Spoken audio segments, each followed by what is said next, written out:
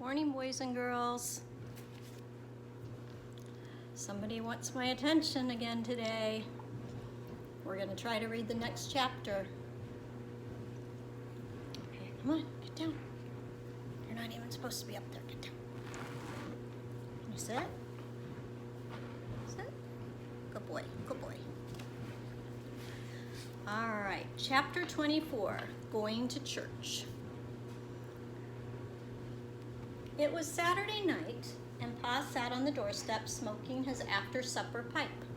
Laura and Mary sat close on either side of him. Ma, with Carrie in her lap, rocked gently to and fro just inside the doorway. The winds were still, the stars hung low and bright. The dark sky was deep beyond the stars, and Plum Creek talked softly to itself. They told me in town this afternoon that there will be preaching in the new church tomorrow, said Pa.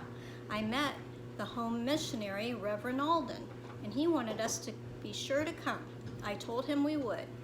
Oh, Charles, Ma exclaimed, we haven't been to church for so long.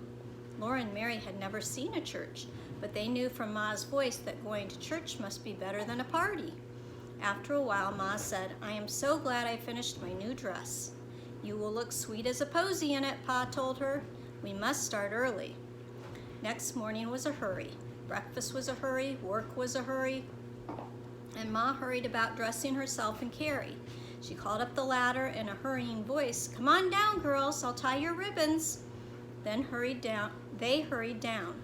Then they stood and stared at Ma. She was perfectly beautiful in her new dress. It was black and white calico, a narrow strip of white, then a wider strip of black lines and white lines, no wider than threads. Up the front it was buttoned with black buttons, and the skirt was pulled back and lifted up to puffs and shirrings behind. Crocheted lace edged the little stand-up collar. Crocheted lace spread out in a bow on Ma's breast, and the gold breastpin held the collar and the bow. Ma's face was lovely. Her cheeks were flushed and her eyes were bright. She turned Laura and Mary around and quickly tied the ribbons on their braids. Then she took Carrie's hand. They all went out on the doorstep and Ma locked the door. Carrie looked like one of the little angel birds in the Bible. Her dress and her tiny sunbonnet were white and all trimmed with lace. Her eyes were big and solemn. Her golden curls hung by her cheeks and peeped from under the bonnet behind. Then Laura saw her own pink ribbons on Mary's braids. She clapped her hand over her mouth before a word came out. She scrooged and looked down her own back. Mary's blue ribbons were on her braids. She and Mary looked at each other and did not say a word. Ma, in hurry, had made a mistake. They hoped she would not notice. Laura was so tired of pink, and Mary was so tired of blue. But Mary had to wear blue because her hair was golden, and Laura had to wear pink because her hair was brown. Pa came driving the wagon from the stable. He had brushed Sam and David till they shone in the morning sunshine. They stepped proudly, tossing their heads, and their manes and tails rippled. There was a clean blanket on the wagon seat and another spread on the bottom of the wagon box. Pa carefully helped Ma climb up over the wheel. He lifted Carrie to Ma's lap. Then he tossed Laura into the wagon box, and her braids flew out. Oh dear, Ma exclaimed. I put the wrong ribbons on Laura's hair. It'll never be noticed on a trotting horse, said Pa, so Laura knew she could wear the blue ribbons. Sitting beside Mary on the clean blanket in the wagon bottom, she pulled her braids over her shoulder. So did Mary, and they smiled at each other. Laura could see the blue whenever she looked down, and Mary could see the pink.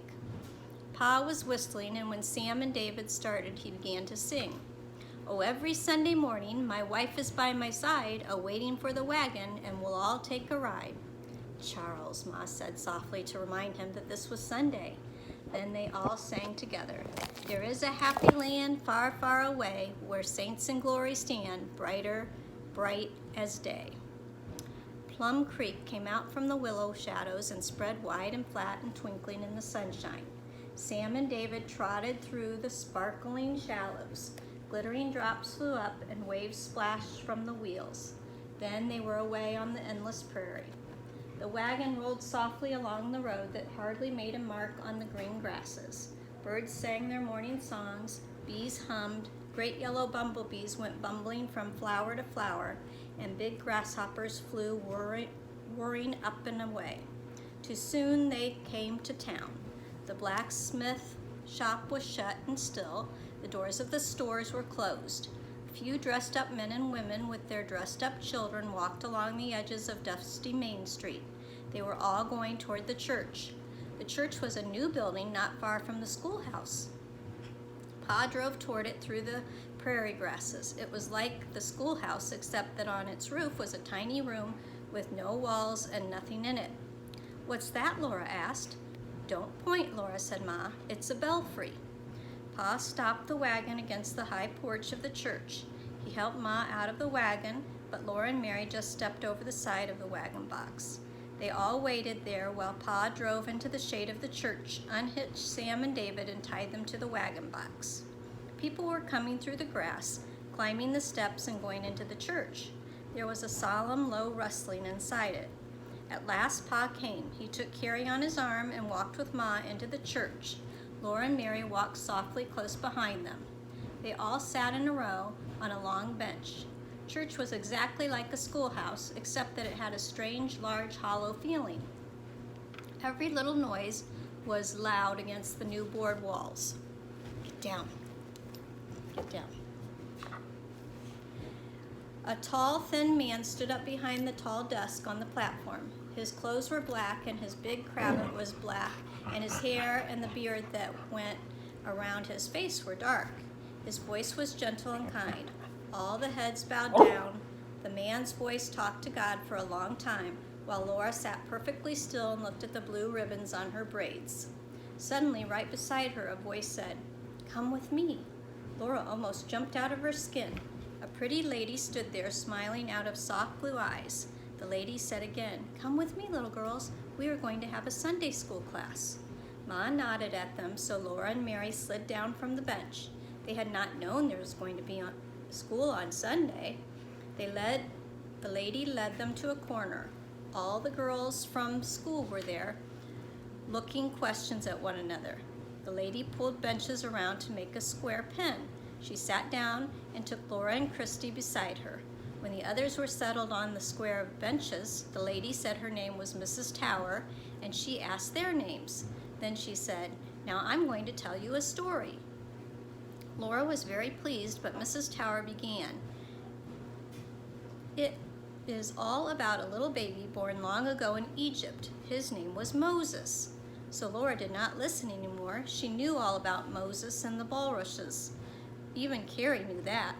After the story, Mrs. Tower smiled more than ever and said, "Now we'll all learn a Bible verse. Won't that be nice?" "Yes, ma'am," they all said. She told a Bible verse to each girl in turn. They were to remember the verses and repeat them to her next Sunday. That was their Sunday school lesson. When it was Laura's turn, Mrs. Tower cuddled her and smiled almost as warm and sweet as Ma. She said, "My very littlest girl must have a very small lesson. It will be the shortest verse in the Bible."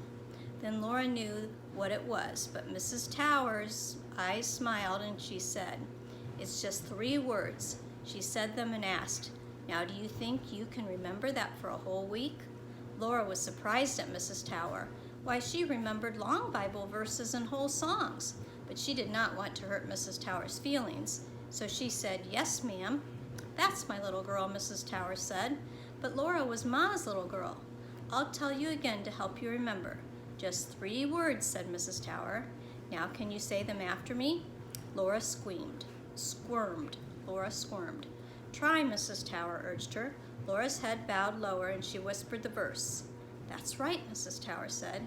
"Now will you do your best to remember and tell me next Sunday?" Laura nodded. After that, everyone stood up. They all opened their mouths and tried to sing "Jerusalem the Golden." Not many of them knew the words or the tune. Miserable squiggles went up Laura's backbone and the insides of her ears crinkled. She was glad when they all sat down again. Then the tall, thin man stood up and talked. Laura thought he never would stop talking.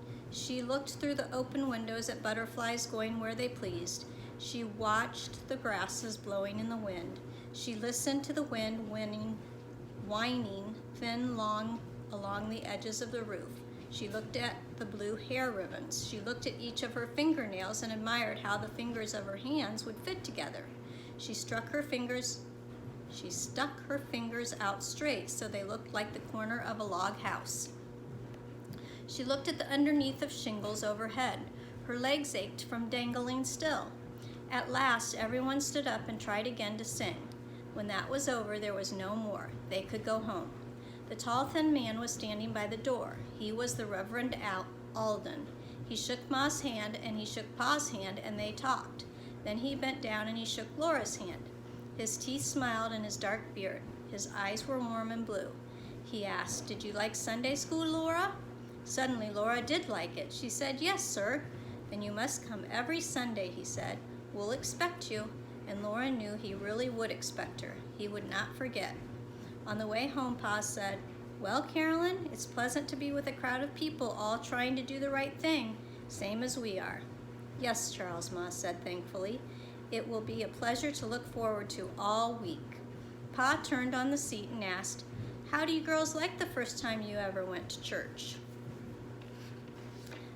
"They can't sing," said Laura. Pa's great laugh rang out. Then he explained. "There was nobody to pitch the hymn with a tuning fork." "Nowadays, Charles," said Ma, "people have hymn books." "Well, maybe we'll be able to afford some someday," Pa said. After that, they went to Sunday school every Sunday. 3 or 4 Sundays they went to Sunday school, and then again the Reverend Alden was there, and that was a church Sunday. The Reverend Alden lived at his real church in the East. He could not travel all the way to this church every Sunday.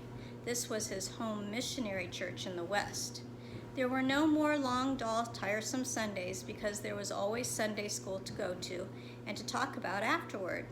The best Sundays were the Sundays when the Reverend Alden was there. He always remembered Laura, and she remembered him between times. He called Laura and Mary his little country girls. Then one Sunday, while Pa and Ma and Mary and Laura were all sitting at the dinner table talking about the day's Sunday school, Pa said, "If I'm going to keep on going out among dressed-up folks, I must get a pair of new boots. Look." He stretched out his foot. His mended boot was cracked clear across the toes. They all looked at his red knitted socks showing through the gasping slit. The edges of leather were thin and curling back between little cracks. Pa said, "It won't hold another patch." "Oh, I wanted you to get boots, Charles," Ma said, "and you brought home that calico for my dress." Pa made up his mind. "I'll get me a new pair when I go to town next Saturday. They will cost $3, but we'll make out somehow till I harvest the wheat." All that week, Pa was making hay. He had helped put up Mr. Nelson's hay and earned the use of Mr. Nelson's fine, quick mowing machine. He said it was wonderful weather for making hay. He had never known such a dry, sunny summer. Laura hated to go to school. She wanted to be out in the hay field with Pa, watching the marvelous machine with its long knives and snickety-snicking behind the wheels, cutting through great swaths of grass. Saturday morning she went to the field on the wagon and helped Pa bring in the last load of hay. They looked at the wheat field standing up taller than Laura above the mown land. Its level top was rough with wheat heads, bent with the weight of ripening wheat. They picked 3 long fat ones and took them to the house to show Ma. When that crop was harvested, Pa said, they'd be out of debt and have more money than they knew what to do with. He'd have a buggy, Ma would have a silk dress, they'd all have new shoes and eat beef every Sunday. After dinner, he put on a clean shirt and took $3 out of the fiddle box. He was going to town to get his new boots. He walked because the horses had been working all that week and he left them at home to rest. It was late that afternoon when Pa came walking home. Laura saw him on the knoll and she and Jack ran up from the old Crab's home in the creek and into the house behind him. Ma turned around from the stove where she was taking the Saturday baking of bread out of the oven. "Where are your boots, Charles?" she asked. "Well, Carolyn," Pa said, "I saw Brother Alden, and he told me he couldn't raise money enough to put a bell in the belfry. The folks in town had all given every cent they could, and he lacked just $3, so I gave him the money." "Oh, Charles," was all Ma said. Pa looked down at his cracked boot. "I'll patch it," he said. "I can make it hold together somehow. And do you know, we'll hear that church bell ringing clear out here." Ma turned quickly back to the stove, and Laura went quietly out and sat down on the step. Her throat hurt her. She did so want Pa to have good new boots. "Never mind, Carolyn," she heard Pa saying. "It's not long to wait till I harvest the wheat." And that's the end of chapter 24. Chapter 25 is called The Glittering Cloud. See you tomorrow. Have a great day.